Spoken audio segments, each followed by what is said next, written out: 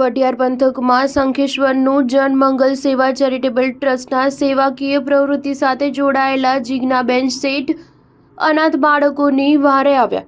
શાળામાં અભ્યાસ કરતા અનાથ બાળકોને ગરમ સ્વેટરનું વિતરણ કરાતા બાળકોના ચહેરા પર હરખની હેલી જોવા મળી. વઢિયાર પંથકમાં શંખેશ્વરનું જનમંગલ સેવા ચેરિટેબલ ટ્રસ્ટના નેજા હેઠળ અને વિસ્તારમાં સેવાકીય પ્રવૃત્તિઓ સાથે હંમેશા તત્પર રહેતા અને લોકોના સાથે રહી સેવાકીય પ્રવૃત્તિઓ કરતા જીજ્ઞાબેન શેઠ વઢિયાર પંથકમાં હાલ આગવી ઓળખ ઊભી કરી છે. ત્યારે જીજ્ઞાબેન શેઠ અને તેમની ટીમ દ્વારા હરસુખ બી મહેતા ચેરિટેબલ ટ્રસ્ટના સહયોગ થકી ચારુબેન મહેતા વતી બનાસ નદીના પટમાં આવેલ શાળાના બાળકો માટે સ્વેટર વિતરણ કરવામાં આવ્યું હતું. સમી તાલુકાના ગોજનાથ ગ્રામ પંચાયતમાં આવતી બનાસ નદીના પટમાં આવેલી ભક્તિનગર શાળામાં અભ્યાસ કરતા અનાથ બાળકો માટે ગરમ સ્વેટરનું વિતરણ કરતા નાના ભૂલકાઓના માસૂમ ચહેરા પર હરખની હેલી જોવા મળતા હૈયું સંવેદના થકી ઉભરાઈ આવ્યું હતું. બનાસ નદીના પટમાં આવેલ